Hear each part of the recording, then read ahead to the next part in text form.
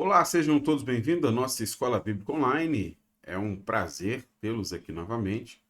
Chegamos à aula de número 10. Jacó, quando um pecador quer mais de Deus. Lembre-se, este conteúdo é produzido para te auxiliar no seu estudo da Palavra de Deus. Por isso é muito importante haver uma certa dedicação da sua parte. Reserve um tempo para assistir essa aula, reserve um tempo para ler o texto bíblico, reserve um tempo para ler a sua revista. Fazendo isso, seguindo essa estratégia educacional, eu tenho certeza que o seu aprendizado será muito maior. E para te ajudar no seu aprendizado, aqui na descrição desse vídeo, existem três informações que lhe serão muito úteis. Primeira informação, nós temos o cronograma da aula, que é a maneira como essa aula está dividida. Para facilitar o seu aprendizado, eu dividi ela em três sessões. Daqui a pouco quero falar mais sobre isso. Em segundo lugar, tem também uma aula atividade para verificação do seu aprendizado. É importante, depois de assistir a aula, você ir fazer a aula atividade, verificar se você aprendeu este conteúdo e, se precisar, assiste a aula novamente. Caso tenha ficado em dúvida ou deseje fazer um comentário, há um terceiro link que é um fórum para dúvidas ou comentários. Nele você pode colocar as suas questões ou os seus comentários. Você também pode comentar no vídeo, será muito bom poder interagir com vocês. Tudo bem? Bom, chegamos ao capítulo 28 de Gênesis. Qual que é o pano de fundo do capítulo 28 que nós vamos estudar hoje? O pano de fundo que nós temos aqui no capítulo 28 é Jacó tendo que fugir de Canaã. Durante a fuga, Deus se encontra com ele em Betel. E aí a história descreve para a gente essa jornada de Jacó, a partir dessa experiência que primeiro é objetiva, Deus se apresenta e fala com ele, e depois essa experiência então é descrita com a reação de Jacó ao que ele acabou de ver. Para facilitar o nosso estudo, eu dividi essa aula em 4 sessões. Aparece para vocês aí no slide, eu faço a leitura, me acompanhe, por favor. Jacó encontra Deus em Betel, Gênesis 28, do versículo 10 ao 22, é o texto que vamos estudar hoje. Na primeira sessão, eu quero explicar para vocês, versículo 10 até o versículo 15, a experiência de Jacó em Betel. Na segunda sessão, eu desejo explicar a primeira reação de Jacó, que vai aparecer no versículo 16 e 17. Na terceira sessão, eu quero explicar o voto que Jacó faz a Deus, versículos 18 a 22. E por último, na terceira sessão, eu desejo então fazer algumas aplicações do texto. Como eu falei aqui embaixo na descrição do vídeo, você tem este cronograma. Se desejar ir a um ponto específico da aula, você pode clicar ou voltar e assistir quantas vezes for necessário. Tudo bem? Vamos começar então a nossa primeira sessão.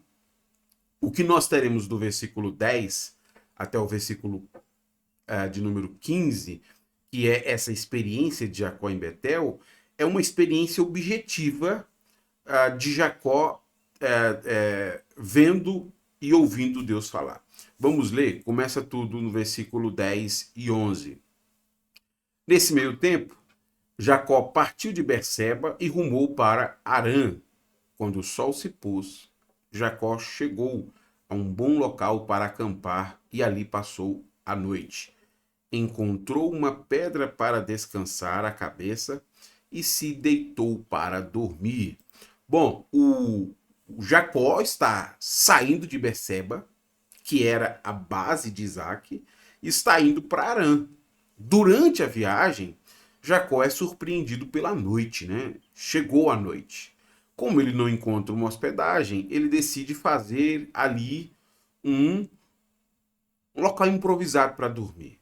Ele decide fazer um abrigo naquele relento. Apesar de frequentemente nós pensarmos que ele deitou sobre a pedra e este é o abrigo de Jacó, a ideia do texto hebraico é que Jacó tomou pedras e coloca essas pedras em torno da sua cabeça para protegê-lo. Duas coisas aqui precisam ser observadas para a gente entender de maneira mais precisa esta cena. Primeiro, isso que Jacó está fazendo foi feito posteriormente por outras pessoas. 1 Samuel capítulo 26, versículo 11 e 12. 1 Reis, capítulo 19, versículo 6. Assim como Jacó, outras pessoas colocavam pedras em torno da cabeça para protegê-las de estar dormindo no relento.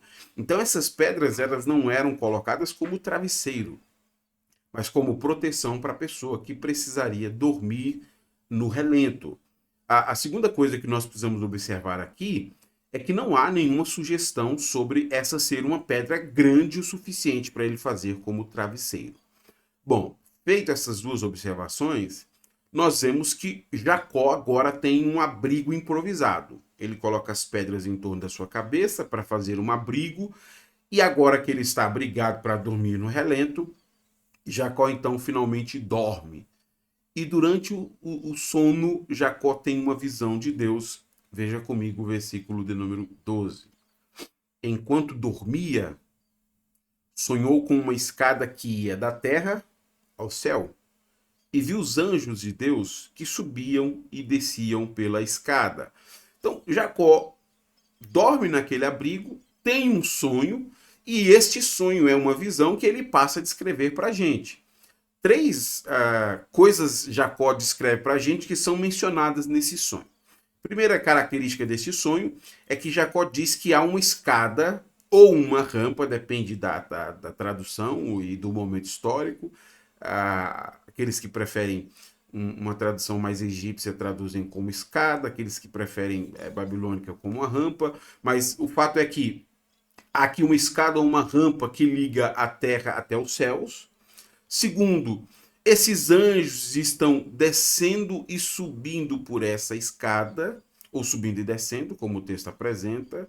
E terceiro, nesta visão que Jacó está tendo, como vai ficar claro para a gente no próprio versículo de número 13, Jacó vê o próprio Deus. São essas três características que há nesta visão que Jacó está tendo.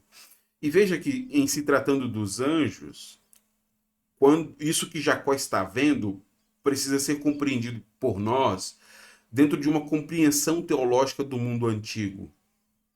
No Antigo Testamento, os anjos eram vistos como sendo responsáveis por patrulhar e guardar diferentes nações. Isso nos permite compreender, por exemplo, as cartas escritas às igrejas da Anatólia, né? Onde João se dirige a anjos literalmente, porque há essa compreensão sobre anjos que patrulham e guardam diferentes nações. É importante a gente saber disso, porque ao ver os anjos do Senhor, Jacó tem certeza que aquele é um lugar seguro.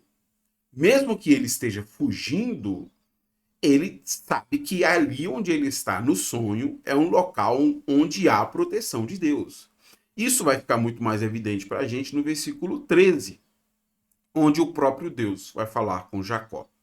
Eu leio e explico a parte A. No topo da escada estava o Senhor. É a terceira característica da visão que ele está tendo, né? Estava o Senhor que lhe disse: eu sou o Senhor, o Deus de seu avô, Abraão, e de seu pai, Isaque. Então, observando aquela escada que está conectada da terra até o céu, Jacó observa que no topo da escada o Senhor está em pé. E essa é uma cena muito significativa para Jacó e para nós. Porque duas coisas precisam ser destacadas aqui. Primeiro, quem está falando com Jacó é o Deus do seu avô, é o Deus do seu pai. Então Jacó está ouvindo o Deus que tem falado com seus antepassados. Segundo, esse Deus que está falando com Jacó se apresenta como aquele que governa de forma soberana. Eu coloquei aqui uma imagem ilustrativa para a gente ter mais ou menos uma dimensão do que Jacó está vendo. Eu acho que essa ilustração ajuda a tornar mais clara aqui a compreensão da coisa. Como eu acabei de falar para vocês, no Antigo Testamento, acreditava-se que os anjos eram responsáveis por patrulhar e guardar diferentes nações. Então, quando o anjo sobe a escada, ele sobe para, no topo da escada, apresentar o seu relatório ao Senhor que está em pé. Então essa cena que Jacó está vendo é uma cena significativa. O anjo sobe a escada para apresentar o seu relatório sobre o trabalho que ele faz aqui na terra, e ali no topo da escada está o Senhor em pé.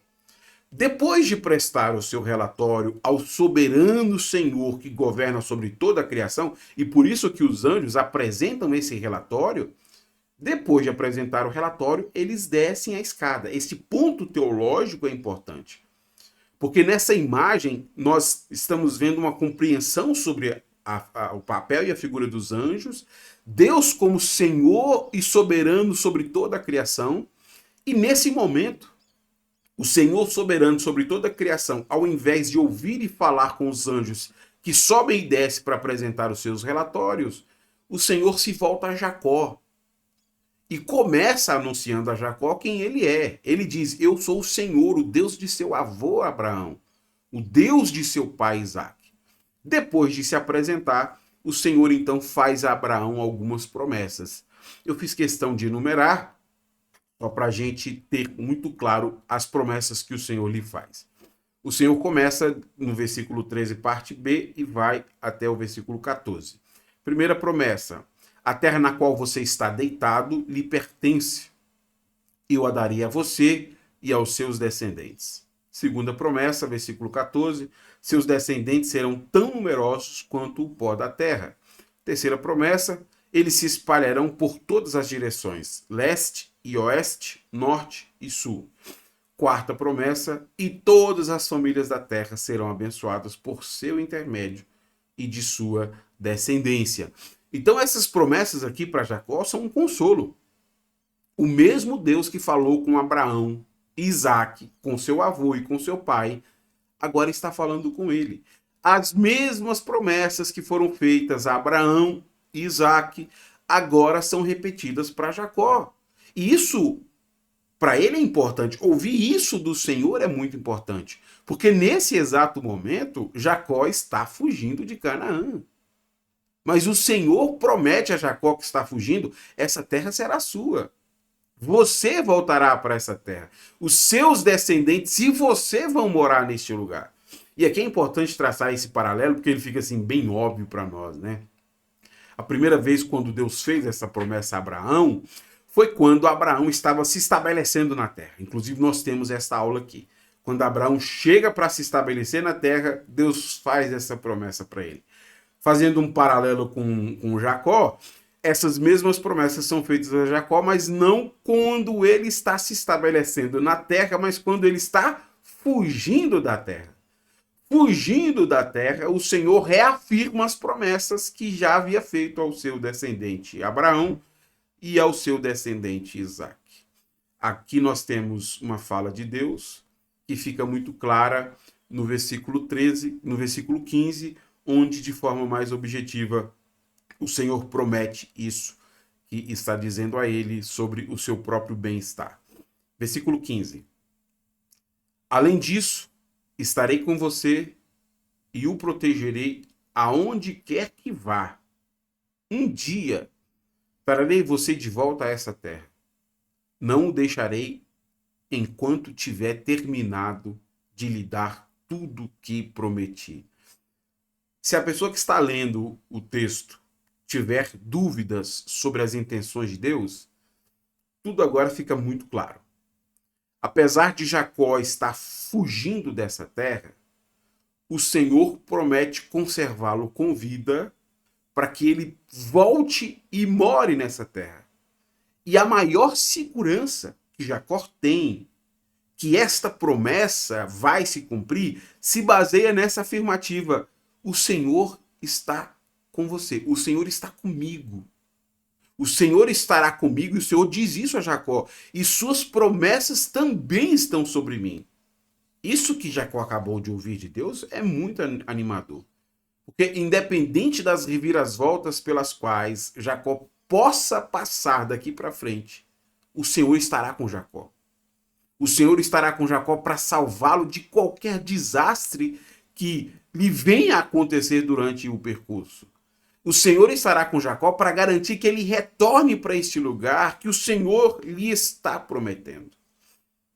Partindo para a segunda sessão, o texto vai narrar a reação de Jacó a isso que acabou de ser prometido a ele por Deus. O Deus que falou com seu avô, com seu pai, e que agora reafirma essas promessas. Eu passo então a ler o versículo 16 e 17 para explicar a vocês. Então Jacó acordou e disse: certamente o Senhor está neste lugar, e eu não havia percebido. Contudo, também teve medo e disse: como é temível este lugar! Não é outro senão a casa de Deus e a porta para os céus. Quando Jacó termina aquele sonho, quando Jacó termina aquela visão, Jacó literalmente acorda para três realidades. Acordando daquele sonho, acordando daquela visão, Jacó também acorda para três realidades que ele não conhecia. Primeira realidade que Jacó acorda é para a realidade da admiração que ele passaria a desenvolver por Deus. Jacó agora conhece pessoalmente o Deus do seu avô. Jacó agora conhece pessoalmente o Deus do seu pai.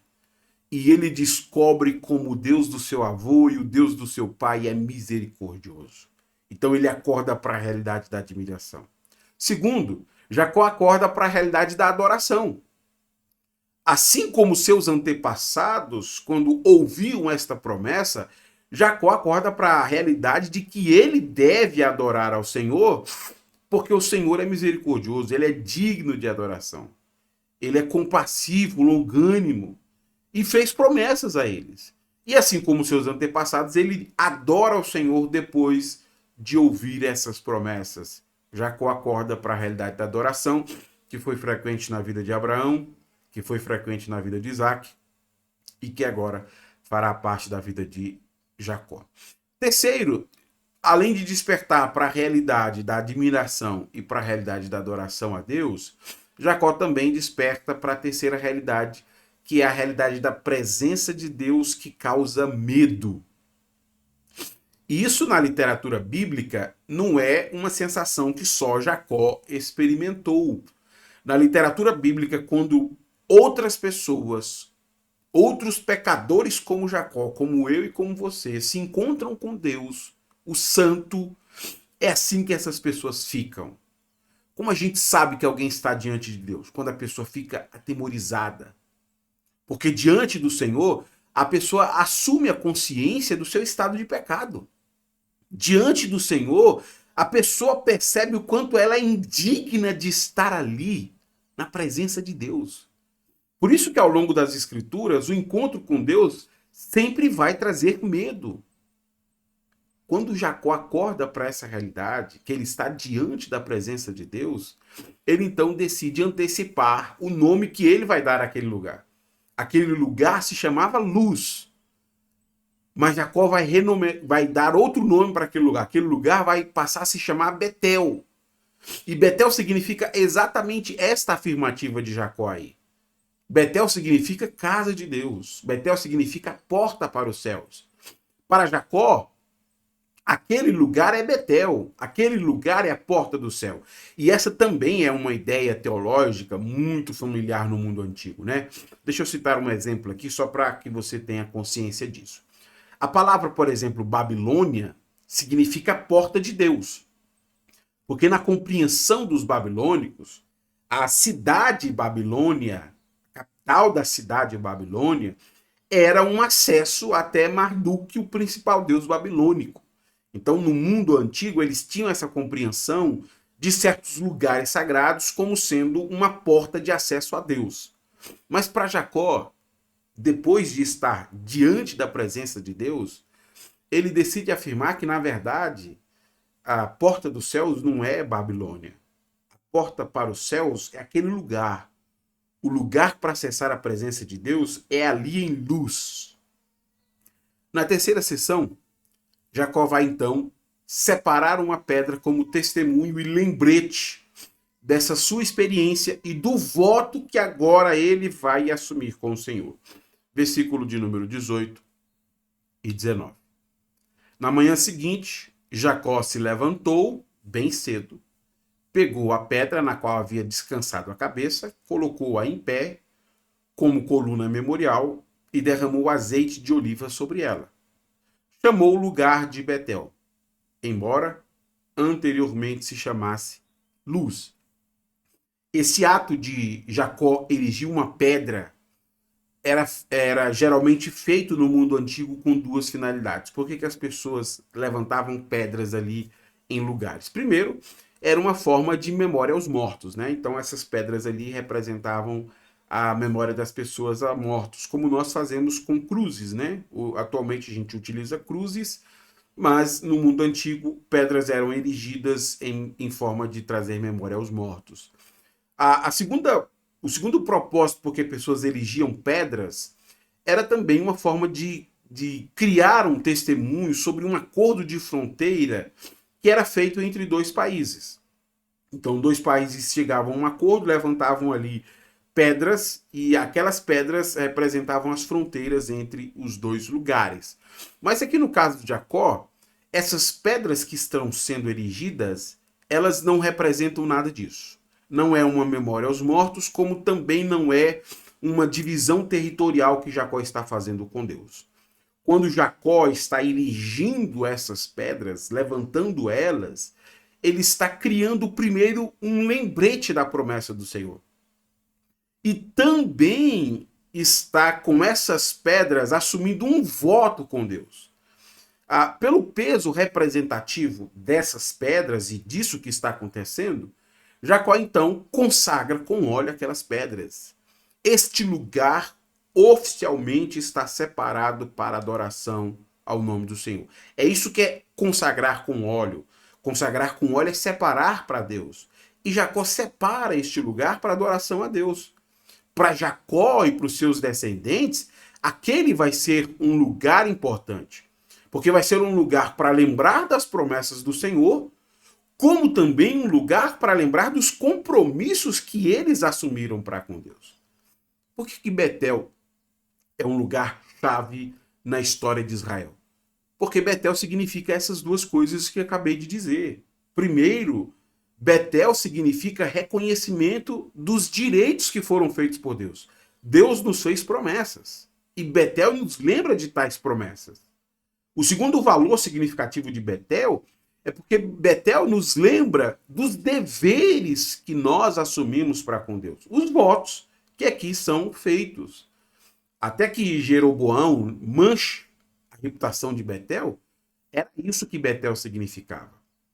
Depois, Jeroboão vai tornar Betel um centro de adoração idólatra. Mas Jacó e os seus descendentes precisam ter na sua memória que este lugar, que antes era conhecido como Luz, merece ser renomeado como Betel. Porque nesse dia, neste lugar, a vida de Jacó foi profundamente mudada. Betel passa a carregar uma força emocional e espiritual muito forte na memória de Jacó. E que de forma muito consciente, ele então faz este voto a Deus, que é apresentado para a gente no versículo 20, 21 e 22. Então Jacó fez o seguinte voto: se de fato Deus for comigo e me proteger nesta jornada, se ele me providenciar alimento e roupa, e se eu voltar são e salvo à casa de meu pai, então o Senhor certamente será o meu Deus. E esta coluna memorial que eu levantei será um lugar de adoração. São as pedras que ele colocou ali, né? E eu entregarei a Deus a 10ª parte de tudo que ele me deu. Para o povo de Israel, o voto era feito numa situação de aflição. Preferencialmente, os votos eram feitos no santuário, né? Quando a oração era atendida, o voto era cumprido também no santuário. Nós temos, inclusive, salmos que falam sobre isso, né? Ele faz um voto na presença do Senhor e promete voltar para cumprir os votos na presença do Senhor, que é o santuário.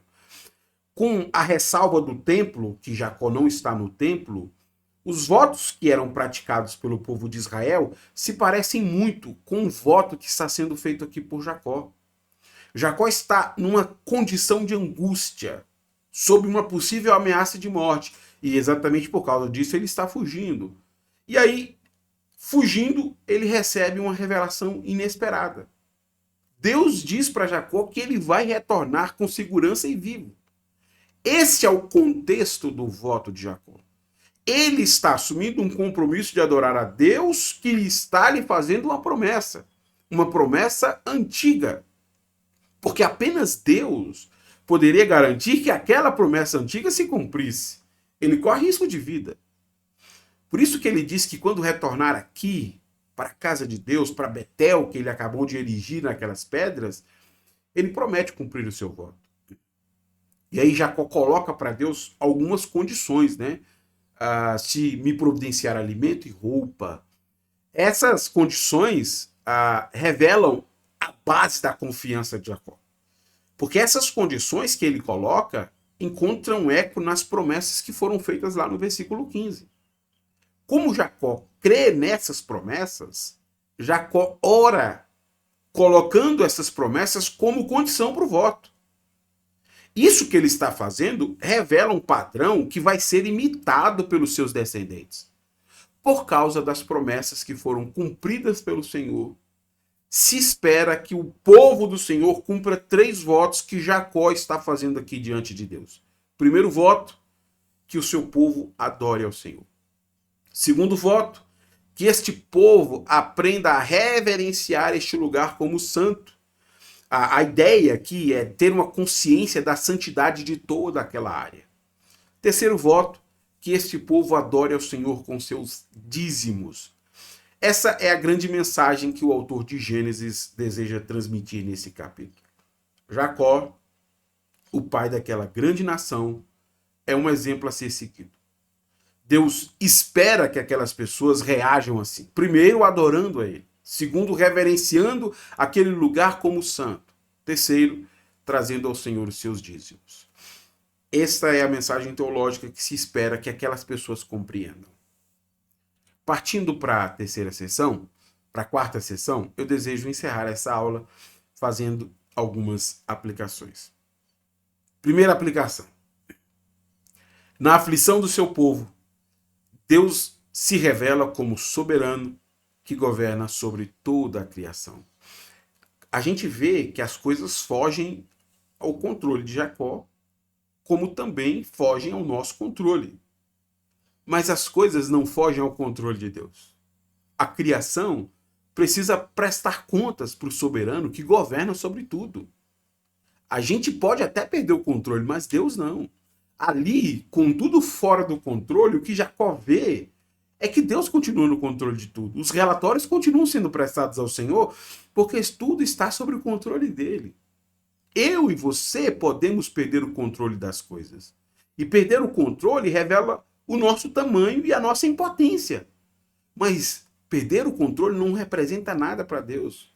Porque até quando as coisas fogem ao nosso controle, o Senhor governa soberanamente sobre tudo. Aquela visão de Jacó é representativa para nos ensinar isso. As coisas fogem ao nosso controle. Deus não. Ele continua governando sobre tudo o que está acontecendo. Segunda aplicação. A mesma promessa que Deus fez a Jacó, Jesus fez à igreja. Jesus faz essa promessa à igreja. E veja que Jacó é o primeiro homem na história da Bíblia a ouvir essa promessa. A primeira pessoa para quem Deus promete isso é para Jacó. E a promessa é: eu estou com você. Essa promessa vai se repetir posteriormente a outros líderes da nação, né? Deus promete isso a Josué, Deus promete isso a Moisés, Deus promete isso a Gideão. Ao ponto que esse passou a ser uma das características de Deus. Ele é conhecido como Emanuel, o Deus conosco. Porque ele prometeu estar conosco e ele está. Então, o Deus que promete estar de forma contínua com a sua presença no meio do seu povo, é o mesmo Deus que fala por meio de Jesus Cristo à igreja. E Jesus Cristo fez à igreja a mesma promessa que Deus fez a Jacó, a Moisés, a Josué e a Gideão. Veja como Cristo nos prometeu isso no Evangelho de Mateus, capítulo 28. Jesus se aproximou deles e disse: toda a autoridade no céu e na terra me foi dado. E lembrem-se disso. Estou sempre com vocês até o fim dos tempos. E por que isso para nós, igreja, é tão importante? Porque a garantia que Jacó tinha, que aquelas promessas se cumpririam, é porque o Senhor estaria sempre com ele. A garantia que nós temos nas promessas feitas no Evangelho é porque Cristo está sempre conosco. Essa é a garantia que nós temos sobre a vinda de Cristo, sobre a presença de Cristo, sobre o fortalecimento de Cristo, sobre a companhia do Espírito de Deus em nossas vidas. Tudo o que tem acontecido ao povo de Deus a partir de Cristo Jesus tem acontecido porque Ele está conosco cumprindo suas promessas. E você tem que se sentir empolgado por isso. O mesmo Deus que prometeu coisas no passado promete estar conosco hoje por meio de Cristo Jesus, fazendo valer as promessas que ele fez ao seu povo. Terceira aplicação: honre seu voto de seguir apenas a Deus. Eu quero chamar a atenção para algo que é muito específico no voto que foi assumido por Jacó. Jacó, sendo perseguido, correndo risco de vida, promete ao Senhor: o Senhor me prometeu, se o Senhor cumprir o que prometeu, eu assumo o compromisso de ter o Senhor como meu único Deus. Este é o voto que eu estabeleço. E aqui eu queria chamar a sua atenção para o momento em que Jacó cumpre esse voto. Lá no capítulo 35, nós estudamos hoje o 28. Lá no capítulo 35, veja o momento após o cumprimento desses votos e a atitude de Jacó de assumir o voto. Versículo 1. Deus disse a Jacó: apronte-se, mude para Betel. Lembra de Betel, que nós acabamos de estudar? Se estabeleça em Betel. Ao chegar, construa um altar para o Deus que lhe apareceu quando você estava fugindo do seu irmão. Lembra das 3 promessas? O Senhor agora está falando disso. Quando você estava fugindo do seu irmão Esaú, Jacó disse à sua família e a todos que estavam com ele: joguem fora todos os seus ídolos pagãos. Purifiquem-se e vistam roupas limpas. Vamos a Betel, onde construirei um altar para o Deus que me respondeu às minhas orações quando eu estava angustiado. Ele tem estado comigo por onde eu ando. Maravilhoso esse texto, porque nós vemos que aquilo que Deus prometeu, ele cumpriu. E aqui Jacó está respondendo, cumprindo o seu voto. Se Deus cumpriu tudo o que prometeu, Jacó não tem escolha. Ele precisa honrar o seu voto. E é isso que Deus espera que todo cristão faça. Diante das promessas que Cristo fez a nós, Deus espera que nós, como cristãos, possamos assumir este compromisso de abandonar a idolatria para servir apenas o Senhor. De nos voltarmos ao Senhor em sinceridade, porque Ele é o Deus que cumpriu as promessas ao seu povo. Cumpra os seus votos diante do Senhor, sirva apenas a Deus, abandone a idolatria, apegue-se firmemente ao Senhor, porque Ele está cuidando do seu povo e Ele espera uma reação da sua parte. Assim como Ele tem tido compromisso com o seu povo, Ele espera que o seu povo tenha compromisso com Ele. Quarta aplicação: a base da nossa oração deve sempre ser as promessas de Deus. Essa é a última aplicação que eu faço, porque algumas pessoas costumam questionar a fé de Jacó.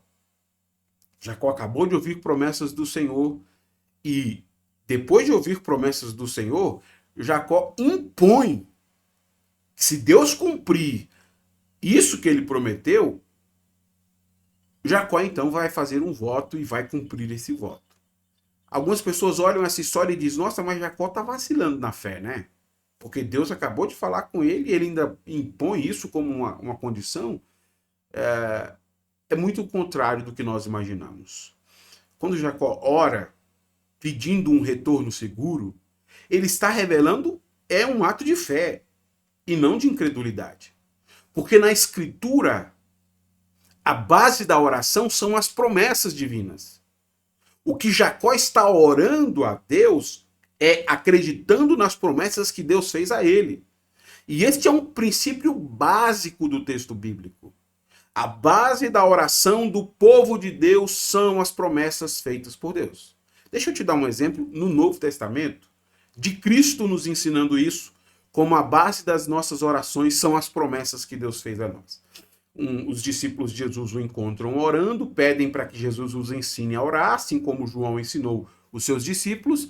Jesus vai ensinar e diz, Lucas 11, 2. Jesus disse, orem da seguinte forma, Pai, santificado seja o teu nome, venha teu reino. Dá-nos hoje o pão para este dia. Olha, antes disso, Jesus prometeu aos seus discípulos que se esses discípulos buscassem primeiro o reino de Deus e sua justiça, todas essas coisas, comer, beber e vestir, seriam naturalmente acrescentadas a ele. Jesus fez essa promessa. Busquem o reino de Deus e sua justiça, e essas coisas, comer, beber e vestir, serão acrescentadas a vocês. É uma promessa que Jesus fez.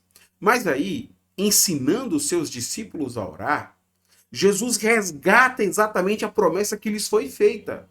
Jesus diz, dá-nos o pão para este dia. Mas Jesus já não havia prometido esta promessa? Sim, ele havia prometido.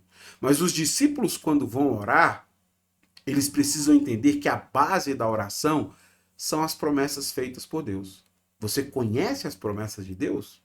Então cite essas promessas em sua oração, porque isso é uma expressão de fé e não de dúvida. É uma expressão de que você confia naquilo que o Senhor prometeu. Assim como Jacó, Cristo ensina a igreja.